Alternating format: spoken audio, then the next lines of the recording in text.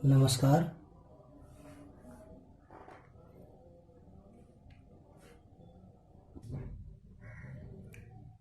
इस वीडियो में हम क्लास 10th के गणित की आज चैप्टर 4 को स्टार्ट कर रहे हैं, जिसका नाम है द्विघात समीकरण, क्वाड्रेटिक इक्वेशन।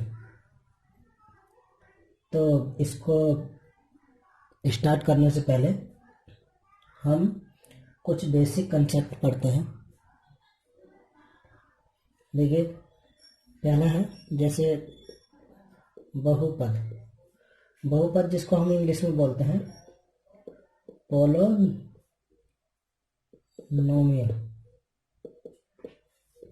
ठीक, बहुपद क्या होता है?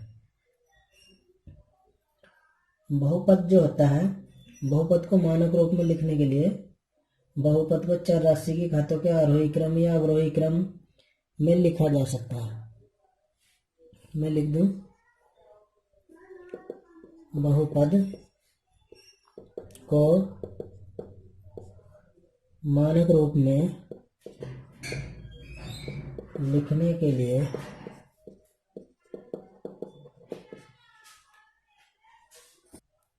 बहुपद को मानक रूप में लिखने के लिए बहुपद को चर राशि की घातों के आरोही या अवरोही क्रम में लिखा जाता है। यानी कि बहुपद जो है उसकी जो चर राशि है उसको अवरोही क्रम में लिखें उसकी घात को, या आरोही क्रम में लिखें। ठीक, तो वो एक बहुपद कहलाता है। जैसे मैं एग्जांपल दूं, एग्जांपल है स्क्वायर रूट 3 एक्स की घात 5 plus 5y3 x plus square root 2 x की घात 8 माइनस 7 एक्स की घात 6 प्लस 3 को मानक रूप में लिखें। अगर हम इसको जो है मानक रूप में लिखें, ठीक, अगर हम इसको लिख रहे हैं यानी कि इसकी घात अवरोही और आरोही क्रम में अगर लिखी जाए तो बहुपद हो गए। अभी ये ना तो ये आरोही क्रम में लिखा हुआ है, ना ये अवरोही क्रम में लिखा हुआ है। ठीक है, तो अभी जो है मैं इसको लिख रहा हूँ तो स्क्वायर रूट 2 ये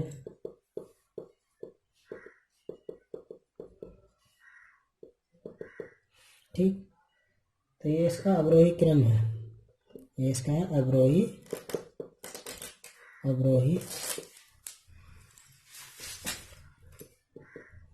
क्रम, ये अवरोही क्रम में है। ठीक, अगर मैं इसका ऐसे लिख दूं 3 plus 5y3 x plus square root 3 x की घात 5 माइनस 7 एक्स की घात 6 प्लस 2 एक्स की घात 8। ठीक, तो ये इसका आरोही क्रम है, ये इसका आरोही क्रम है।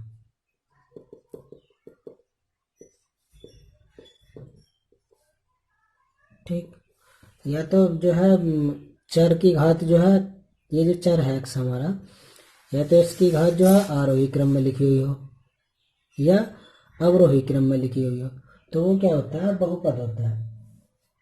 ठीक, अब जो है हमारा बहुपद के प्रकार, बहुपद के प्रकार, काइंड्स ऑफ पोलिनोमियल्स, बहुपद के प्रकार हमारे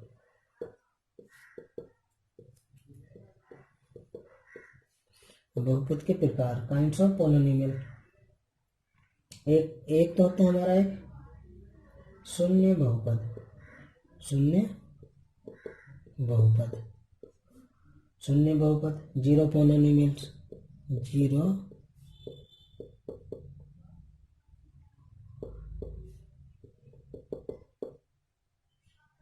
ठीक, जीरो पोलिनोमियल्स। जीरो पोलिनोमियल्स क्या होता है हमारा? शून्य बहुपद, जिन बहुपदों में सभी पदों के गुणांक शून्य हो, जिन बहुपदों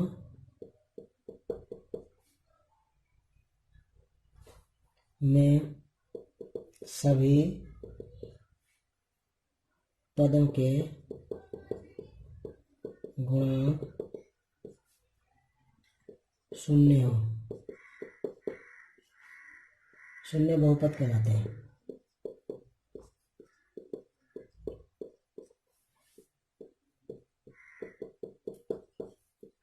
शून्य बहुपद कहलाते हैं। जैसे एग्जाम्पल हमारा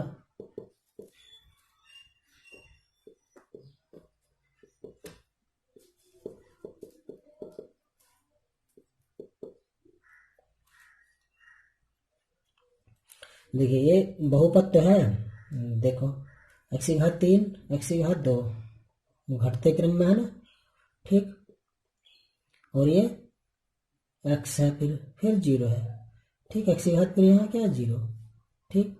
मगर इसके जो है सभी जो है गुणांक क्या होंगे, शून्य होंगे, तो वो हमारा शून्य बहुपद होगा, ठीक। यह एक एग्जाम्पल और ले लें, ये 0x + 0 इत्यादि अन्य शून्य बहुपद होंगे, ठीक। अब ये हमारा शून्य बहुपद हुआ। अब है हमारा एक पदी बहुपद। एक पदीय बहुपद इंग्लिश में से बोलते हैं नोमियल। जिन बहुपदों में केवल एक ही पद हो, एक पदीय बहुपद कहलाते हैं। एग्जाम्पल जैसे एक पद है ना y3, x की घात 3 एक पद है, √5x² एक ही पद है, 3 एक ही पद है इत्यादि। द्विपद बहुपद, बाइनोमियल बोलते हैं इंग्लिश में इसको। जिन बहुपदों में केवल 2 पद होते हैं द्वि बहुपद कहलाते हैं। जैसे इसमें 2 पद है ना, x की घात 5 + 6x एक पद एक, ये 2 हो गए, y + 3y² एक पद एक, ये 2 पद हो गए, आदि द्विपद बहुपद है। त्रिपद बहुपद, जिन बहुपदों में केवल 3 पद होते हैं त्रिपद बहुपद कहलाते हैं। जैसे इसमें 1 2 3 पद है, 1 2 3 पद इत्यादि, ठीक। अब पढ़ते हैं बहुपद की घात, डिग्री ऑफ पॉलिनोमियल। बहुपद की घात मान लिया हमने, यदि n एक धन पूर्णांक है, n एक धन पूर्णांक है, तो बहुपद क्या होगा हमारा, तो बहुपद p of x a0 + a1x + a2x² .. + a(n)(x⁴n). तो यहाँ क्या होगा, a(n) ≠ 0 को n की घात का बहुपद कहते हैं। तो इसको x⁴n हो गई, तो इसे क्या कहेंगे, n की घात का बहुपद, n की घात का बहुपद। इसकी चर की घात n तक है, तो ये क्या है, n की घात का बहुपद। अब हम इसको जो है समीकरण 1 मान लें, तो अगर हम यदि इसमें n बराबर 1 2 3 4 ऐसे रख दें, ठीक, तो ये हमारा जो है कैसा बहुपद बनेगा, तो देखिए, यदि हम जो है इसमें n बराबर 1 2 3 4 रखें जाए, तो क्रम से एक घातीय, द्विघातीय, त्रिघातीय और चतुर्घातीय आदि बहुपद प्राप्त हो जाते हैं। अगर हम इसमें 1 2 3 4 ऐसे रखें, तो हमें क्या क्या बहुपद प्राप्त हो जाते हैं, एक घातीय, द्विघातीय, द्विघातीय बहुपद, त्रिघातीय बहुपद, त्रिघातीय बहुपद आदि प्राप्त हो जाते हैं। त्रिघातीय चतुर्घातीय बहुपद हमें जो प्राप्त हो जाते हैं, चतुर्घातीय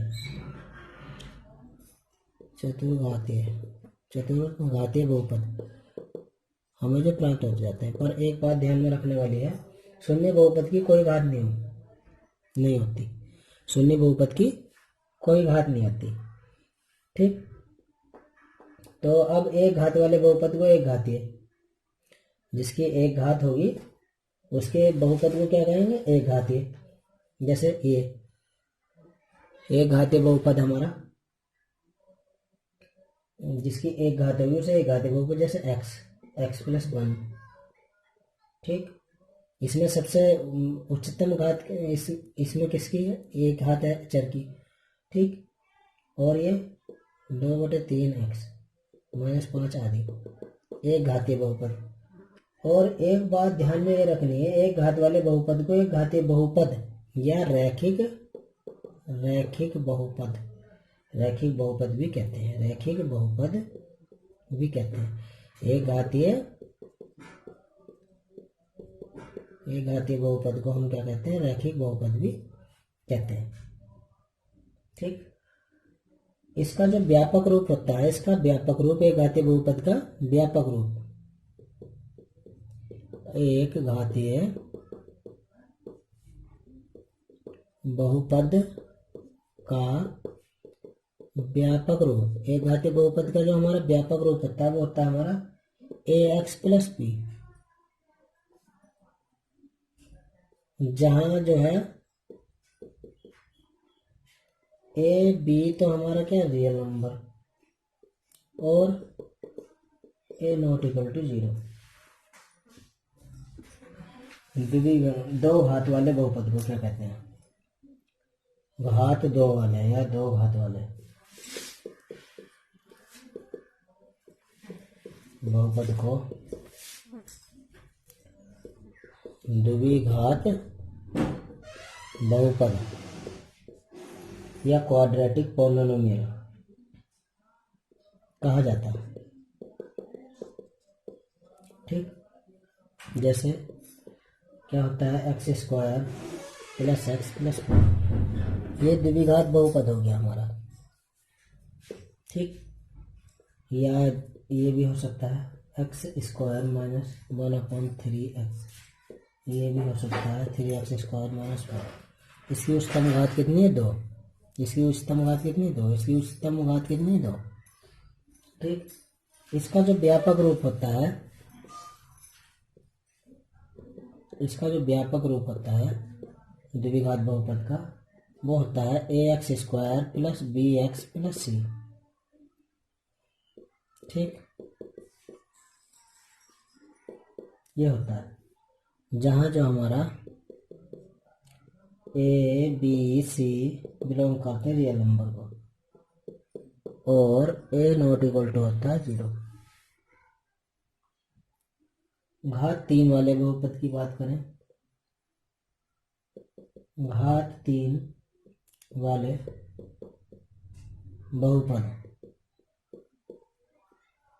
बहुपद को त्रिघात बहुपद या क्यूबिक पॉलिनोमियल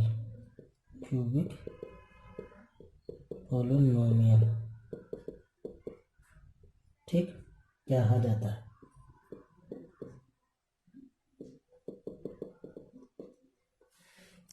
है।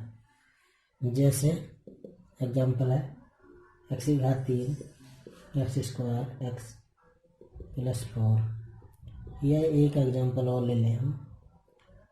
ठीक, एग्जाम्पल ये देखिए, मैं कोई ये नहीं कि क्या हो गया एग्जाम्पल डेफिनिट है, एग्जाम्पल बता रहा हूँ आपको, इसमें फेरबदल भी हो सकता है, इसकी जगह आप भाई भी ले सकते हो, आदि।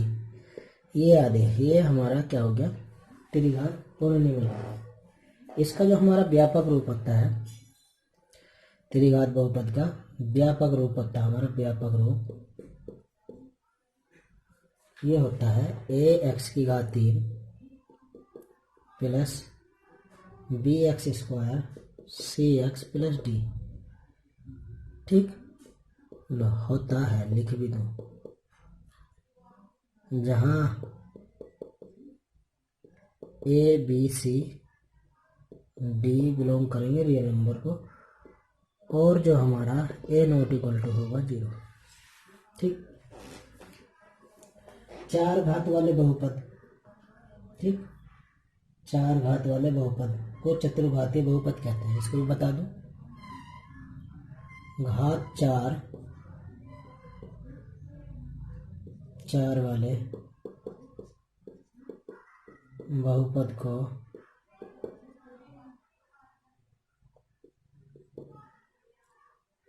चतुर्घातीय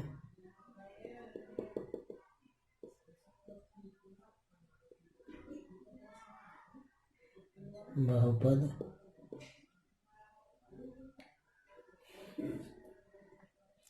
या इंग्लिश में इसको बोलेंगे बाय क्वाड्रेटिक बाई क्वाड्रेटिक, या अगर मेरी जो है प्रोनाउंसिएशन सही नहीं हो तो बी क्वाड्रेटिक भी आप बोल सकते हैं, बाई क्वाड्रेटिक या क्वाड्रेटिक पोलिनोमियल भी कहा जाता है। इसको क्वाड्रेटिक भी कह सकते हैं या क्वाड्रेटिक भी कह सकते हैं इसको पोलिनोमियल, ठीक है। तो जैसे एग्जांपल है इसका 4x⁴ x square minus x plus 5 x⁴ x square minus 2, ठीक, ये हमारा आदि, ठीक, ये होता है। इसका भी जो व्यापक रूप है वो मैं लिख देता हूँ। इसका व्यापक रूप होता है, इसको मिटा दूँ थोड़ा सा। चतुर्घातीय बहुपद का व्यापक रूप बता रहे हैं। ये होता है ax⁴ bx⁴ cx² dx plus e,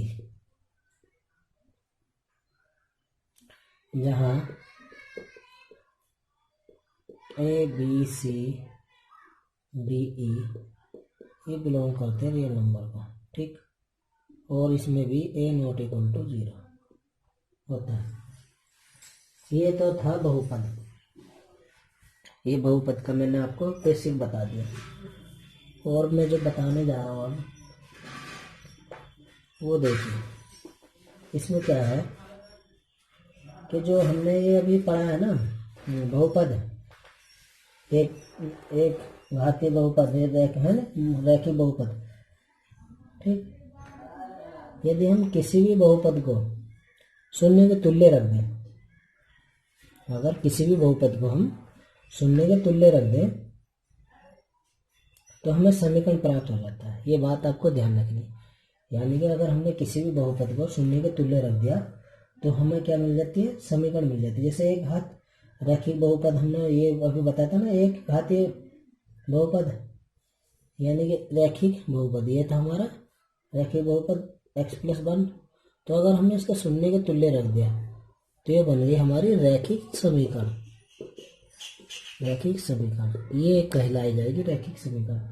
और दो घातीय बहुपद हमने बताया था द्विघातीय, ये द्विघातीय बहुपद होता है। ये अगर हमने इसको शून्य के तुल्य रख दिया तो ये क्या बन जाएगी, द्विघात समीकरण, ठीक है। समीकरण का भी मैं आपको बता दूं, समीकरण क्या है, इसकी डेफिनेशन आपको पता लग गई है, ठीक। अब अच्छे से आप समझ गए होंगे कि रैखिक समीकरण क्या है और बहुपद क्या है। ये तो दो रैखिक बहुपद था ये इतना, और ये अब बनी, जब शून्य के तुल्य रख दे इसको तो ये बनी रैखिक समीकरण, ठीक। और अगर मैं कहूँ त्रिघात बहुपद जो था हमारा त्रिघातीय बहुपद, तो त्रिघातीय बहुपद था ये। तो अगर मैं इसको शून्य के तुल्य रख दूं तो ये भी त्रिघात समीकरण बन जाएगी, त्रिघात समीकरण, ठीक। तो पता लगा कि अगर हम जो है ये बहुपद है हमारे, इसको अगर हम शून्य के तुल्य रख दें तो तब हमारी समीकरण बन जाएगी, ठीक है। आपको भली भांति समझ में आ गया होगा, ठीक। तो मैं थोड़ा सा कंसेप्ट और बता देता हूँ आपको, जिससे आपको जरा सा भी डाउट ना रहे। अब हम पढ़ रहे हैं बीजीय व्यंजक, अलजेब्रिक एक्सप्रेशन। कुछ निश्चित चर तथा चर राशियों के योग, अंतर, गुणा, भाग आदि के संयोग से बने पद को बीजीय व्यंजक कहते हैं। तो ये जो हमारी चर राशि है, जैसे x है, इसमें जो है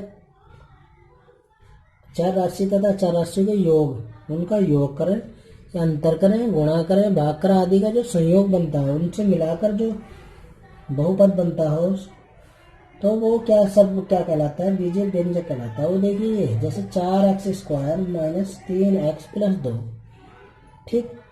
तो इसमें क्या है हमारा, ये बीजीय व्यंजक है हमारा, ठीक। ये जो बीजीय व्यंजक है हमारा, ठीक। तो ये बीजीय व्यंजक है हमारा, किसमें, चर राशि में, 84 एक्स में, ठीक। और किस किस के संयोग से, 84 और 84 के संयोग से बनता है ना। तो इसमें क्या है हमारा, ये तो हमारा क्या है 84, ठीक। और ये हमारे जो है 4 3 2, ये इनको मिलाकर बन रहा है ना, ठीक। ये इनको मिलाकर बन रहा है हमारा 4 3 2, इनके संयोग से हमारा क्या बीजीय व्यंजक बन गया। यानी कि 84 हमारी 4 है, -3 है, ये भाग गुणा भाग के संयोग, ये तो आएगा ही। चर तथा अचर राशि के योग हो, योग का लिया हो, योग लिया जैसे यहाँ, अंतर हो, गुणा हो, भाग हो, कुछ भी उनके संयोग से जो मिलकर बनेगा वो क्या बीजीय व्यंजक होगा। तो यहाँ अचर राशि तो हमारी 4 3 2 है, ठीक। 4 3 2 है, और चर है हमारी x। तो इनका जो संयोग से या अंतर या कुछ भी लिया गया हो, जैसे इनमें से योग अंतर गुणा भाग आदि का जो संयोग बनेगा इनका, वो क्या बीजीय व्यंजक होगा, ठीक है। अब आशा करता हूँ अच्छे से समझ में आ गया होगा। तो अब देखिए, ये मैंने बता दिया आपको। अब गुणांक, अब मैं बता दूं आपको गुणांक, कोफिशिएंट। कोफिशिएंट क्या होता है, बहुत ही बेसिक से बता रहा हूँ। कोफिशिएंट, चर राशि में किसी अचर राशि की गुणा करने पर अचर राशि दी गई चर राशि का गुणांक कहलाती है। यानी कि इसमें मैंने बताया, लिखे देता हूँ, ये मैं मिटा दूँ, मैं लिखे देता हूँ। चर राशि में किसी अचर राशि की गुणा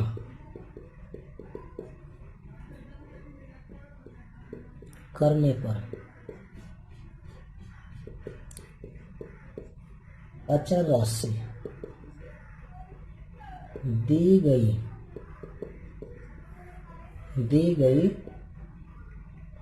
चर राशि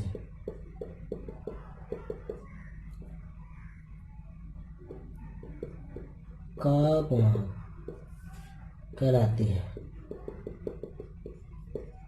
ठीक। एक बार फिर से पढ़ेंगे। चर राशि में किसी अचर राशि की गुणा, चर राशि में किसी अचर राशि गुणा, जैसे x यहाँ 3 है, ये चर राशि, इसमें किसी अचर राशि की गुणा, अचर राशि मान ले 2 से गुणा कर दी, ठीक। अचर राशि की गुणा करने पर अचर राशि दी गई, जो अचर राशि है दी गई राशि का गुणांक कहलाता है। तो ये दी गई जो राशि है उसका गुणांक कहलाता है, यानी कि इसका ये गुणांक है, ये क्या है गुणांक, ठीक। अचर राशि की जो है क्या है, किसी चर राशि के साथ गुणा, ठीक, गुणा करी गई है। तो वो फिर क्या है, ये 2 जो है, ये अचर जो राशि है ये गुणांक कहलाता है, किसका, इसका, चर राशि का, ठीक। तो एग्जाम्पल जैसे आगे को इसमें ले सकते हैं, 4x² + (3x+1), ठीक। ये पूरा कर दें, बीजीय व्यंजक पूरा कर दें। तो इसमें x² का गुणांक क्या है, -4 है। इसमें x² x घात 3 का गुणांक क्या है, 2 है। इसमें x का गुणांक क्या है, 3 है, ठीक है। पता लग गया नहीं गुणांक, तो ये गुणांक है। तो अचर राशि, अब अचर राशि की भी, अचर राशि वैसे मैंने बता दिया क्या है, फिर भी एक अचर राशि परिभाषा एक और लिखा देता हूं। अचर राशि,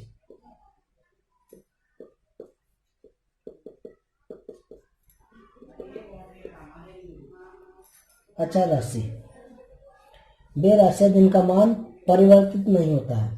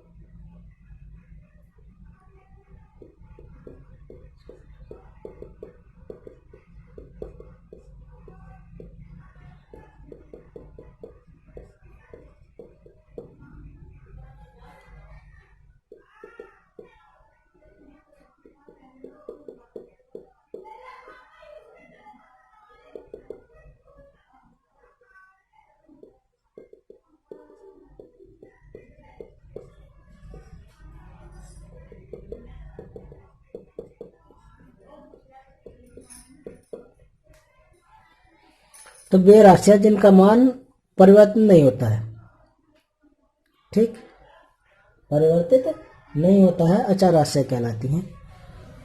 ठीक, इनका मान क्या होता है, अपरिवर्तित रहता है, परिवर्तित नहीं होता। तो यानी कि अचर राशियां कौन कौन सी, जैसे 5, 4, 3, 2, 1 कुछ भी हो सकता है, आगे डॉट डॉट मैंने लिखा है ना, 3, 4, 5, 7, 10, 9, 12, 13, 14 है ना। ठीक है, तो ये है, ये क्या हमारी अचर राशि कहलाती है। तो वैसे तो आगे भी काफ़ी बेसिक है इसका, फिर इतना ही काफ़ी है इसके। वैसे हमारा जो है इस 10th के सिलेबस में नहीं है, मगर इसको पढ़ना बहुत ज़रूरी है, जिससे हमें इस चैप्टर की पूरी जानकारी मिल जाएगी, पूरा बेसिक से हमें अच्छे से पता लग जाएगा। तो अब हम स्टार्ट करते हैं द्विघात समीकरण। द्विघात समीकरण अभी मैंने बताया था, द्विघात बहुपद के बारे में बताया था, उसका व्यापक रूप बताया था ना। ठीक, ये ठीक, द्विघात बहुपद अगर उसे शून्य के तुल्य रख दें हम, तो क्या बन जाता है, वो द्विघात समीकरण। ठीक, द्विघात समीकरण बन जाता है, बहुत अच्छे से पहले अभी बताया है द्विघात समीकरण। अब इसमें क्या होता है द्विघात समीकरण में, इसमें a नॉट इक्वल टू 0, ये नॉट इक्वल टू 0, ये इसका द्विघात समीकरण का क्या है, मानक रूप है। ये द्विघात समीकरण का क्या, मानक रूप, ये द्विघात समीकरण का मानक रूप है।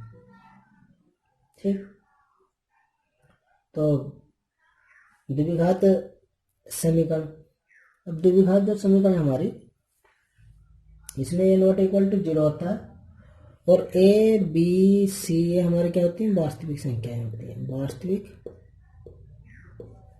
संख्याएं। ठीक, ये हमारी वास्तविक संख्या है। और द्विघात समीकरण को ज्ञात करने का तरीका, कैसे कैसे हम द्विघात समीकरण को हल करते हैं। तो द्विघात समीकरण को हम एकदम द्विघाती सूत्र से, द्विघाती सूत्र से भी हल कर सकते हैं, जो होता है -b plus minus B square minus 4ac upon 2a।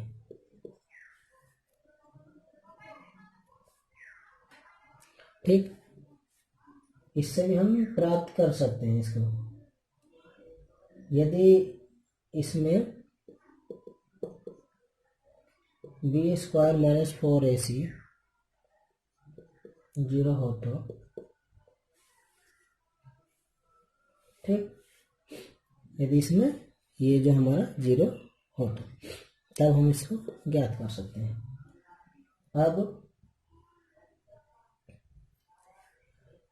एक कंडीशन और बता दूं मैं आपको, यदि द्विघात समीकरण हमारी ये है, मैं इसको मिटा देता हूँ इतने को, ये हमारी द्विघात समीकरण है, इसका यदि अगर B square minus 4ac greater than equal to 0 हो, तो तब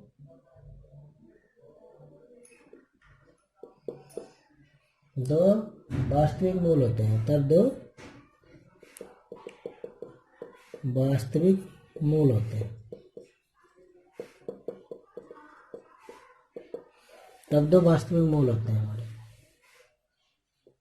और दूसरा पॉइंट है इसका, यदि बी स्क्वायर माइनस 4ac बराबर 0, तब क्या है, दो बराबर मूल,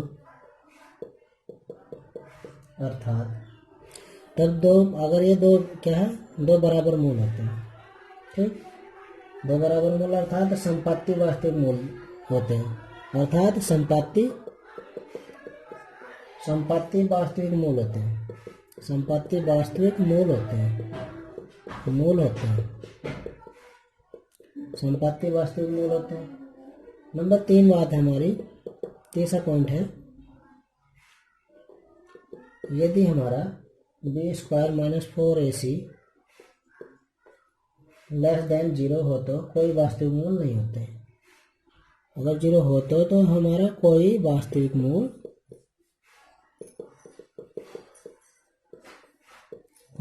मूल नहीं होते हैं।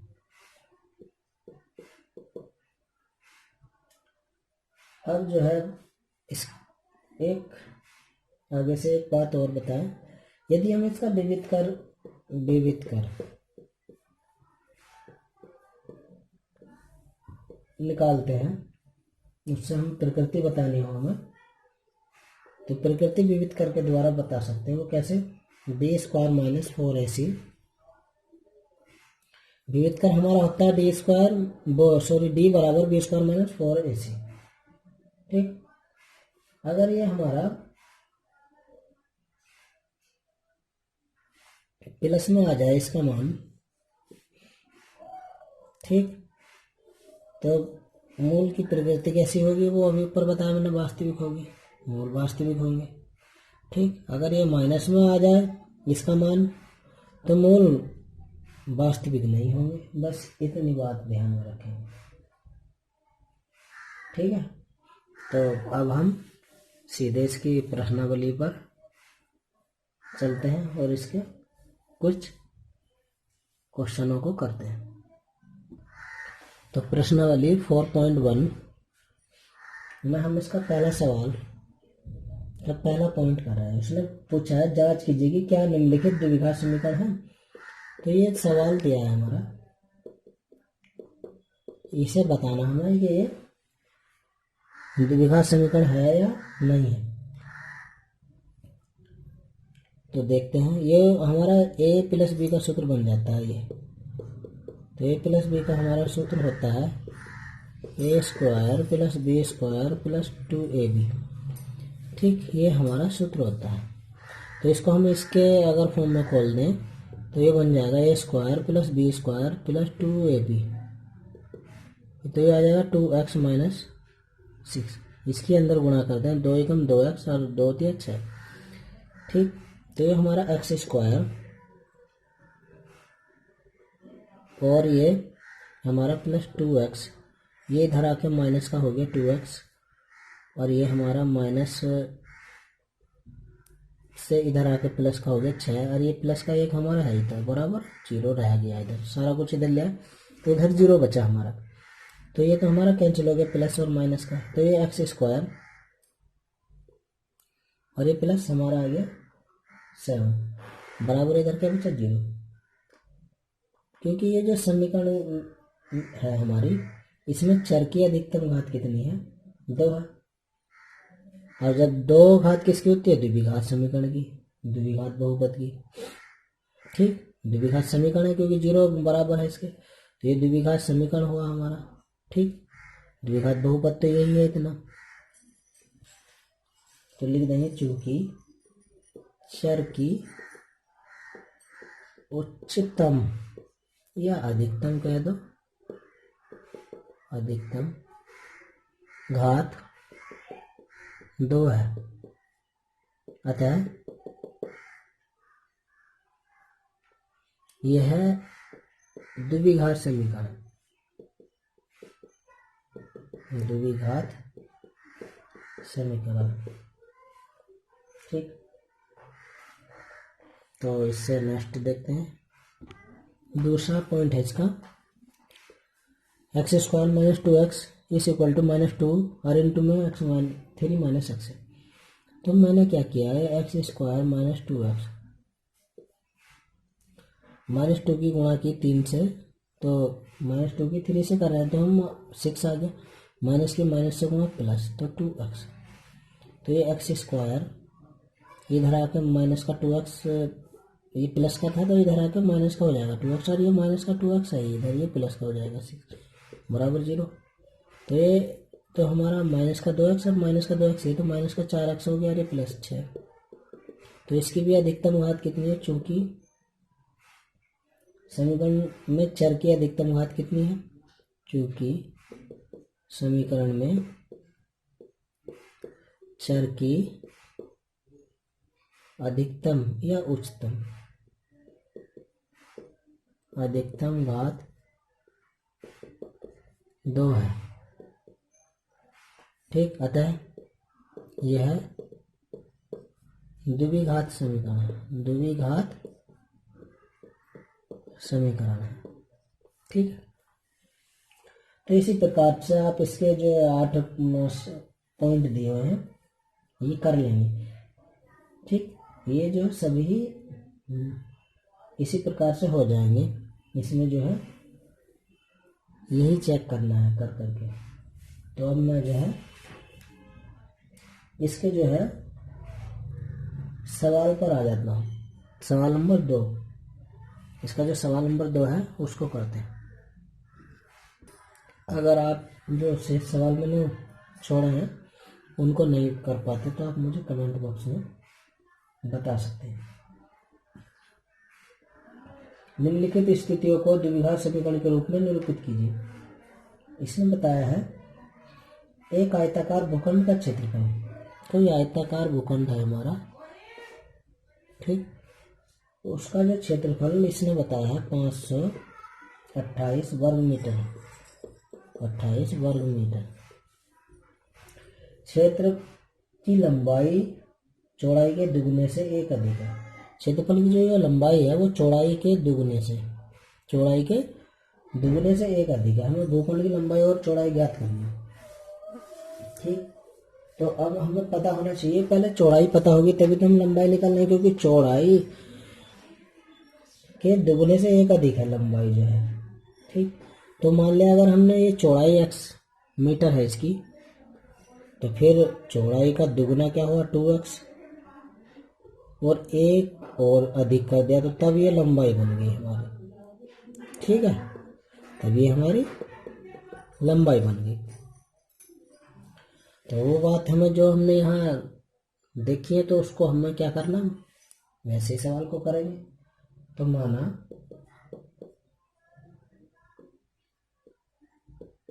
भूखंड की चौड़ाई x मीटर है, तो लंबाई फिर क्या हो जाएगी, इसलिए लंबाई हो जाएगी दुगनी है ना चौड़ाई से, और एक अधिक है। ठीक, तो ये इतने मीटर हो जाएगी। ठीक है, अब आयताकार भूखंड का क्षेत्रफल क्या होता है, आयत का क्षेत्रफल क्या होता है, वो हो जाएगा आयताकार भूखंड का क्षेत्रफल। आयताकार भूखंड का क्षेत्रफल होता है हमारा लंबाई गुणा चौड़ाई। तो लंबाई कितनी है हमारी 2x + 1 और चौड़ाई कितनी है x। ठीक, तो अब दिया कितना उसने क्षेत्रफल 528। ठीक है, तो गुणा कर देंगे 2x की इधर गुणा की तो 2x² + x, और ठीक है इतना हो गया ना। अब जो है ये 528, ये यहाँ 0 रहने दो और इसको इधर ले जाओ तो माइनस का हो जाएगा 528। तो अतः ये क्या है, द्विघात समीकरण। ये क्या बन गई, द्विघात समीकरण बन गई। इसको ऐसे लिख दो, चाहे 2x² x - 5 to 8। ठीक, ये क्या बन गई, यही अभिष्ट द्विघात समीकरण है, क्योंकि द्विघात समीकरण के रूप में निरूपित करना है ना। तो यहाँ लिख देंगे यही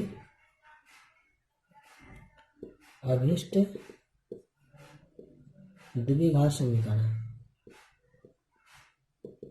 द्विघात समीकरण है। ठीक, द्विघात समीकरण तो उसने पूछा तो हमने ये बता दी। अब उसने बताया द्विघात समीकरण के रूप में निरूपित कीजिए, निम्नलिखित स्थितियों को द्विघात समीकरण के रूप में निरूपित कीजिए। ठीक, तो द्विघात समीकरण के रूप में हमने इसे निरूपित कर दिया। अब हमें इसे हल भी करना है, क्योंकि लंबाई चौड़ाई बतानी ना, तो लंबाई कितनी चौड़ाई कितनी, तो देखिए वो कैसे बताएंगे। तो ये था हमारा समीकरण 2x² x - 5 to 8 = 0 है। तो इसमें मैंने क्या लिखा,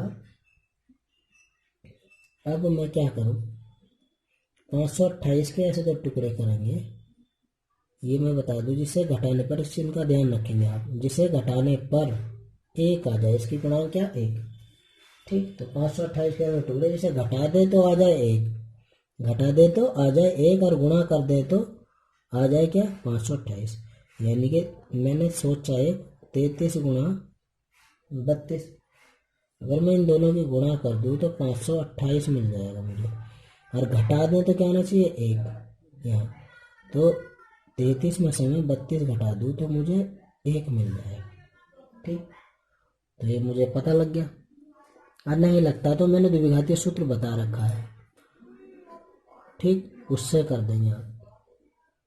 तो मैं कैसे लिखूं, 2x² प्लस, तो मैं यहाँ क्या लिख दूं, 33x माइनस 32x, घटाने पर एक ही x बच जाएगा देखो, और गुणा कर देंगे 32 और 33 की तो 528 ही आएगा, बराबर 0।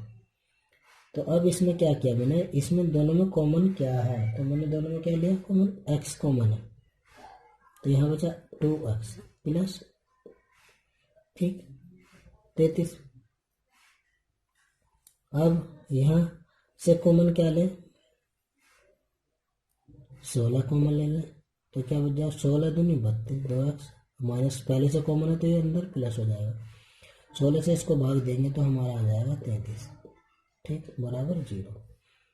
अब दोनों ओर से ये कॉमन है ना, इधर ये 2x प्लस 33, तो इधर क्या बचेगा, x, क्या बचेगा हमारा x, और ये माइनस 16 बराबर 0। ठीक, तो अब हम इसके बराबर भी 0 रखेंगे, किसके, इसके भी 2x प्लस 33 बराबर 0। तो x का मान जब निकालेंगे तो माइनस 33/2 आ जाएगा। ठीक, अब x माइनस 16 बराबर 0, तो x बराबर ये 16 आ गया। तो अब जो है क्या करेंगे, देखते हैं कि कौन सा इसमें से लंबाई ले। अब दोनों लंबाई हैं, ये चौड़ाई है, हाँ दोनों चौड़ाई है, ये एक्स भी का भी, ये भी चौड़ाई है, एक्स ही तो माने ना चौड़ाई, तो इसी से हमें लंबाई भी निकल जाएगी।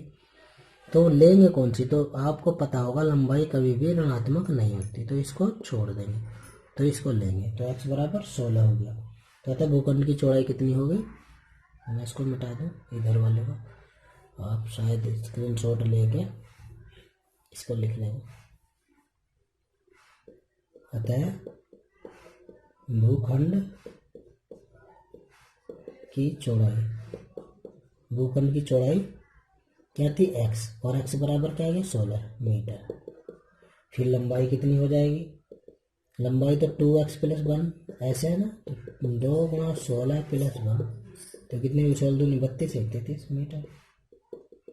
ठीक है, भूखंड की लंबाई ये होगी। तो ये क्वेश्चन हमारा यहीं पे खत्म हुआ। अब हम चलते हैं अगले क्वेश्चन की ओर। क्वेश्चन है हमारा दूसरे का दूसरा पॉइंट।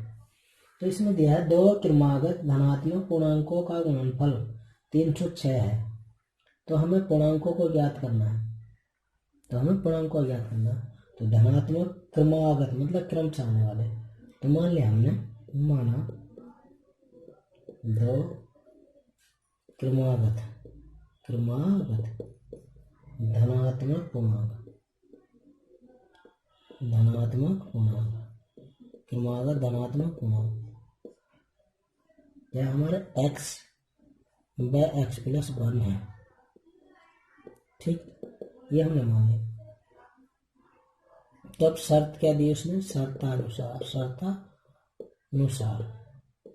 ठीक, शर्तानुसार शर्त कहा है उसने, दो क्रमागत धनात्मक पूर्णांकों का गुणनफल 306 है, तो इनका जो गुणनफल है वो गुणा, जहाँ कुछ नहीं होता उनके बीच में गुणा का चिन्ह माना जाता है, दोनों का गुणनफल कितना 306।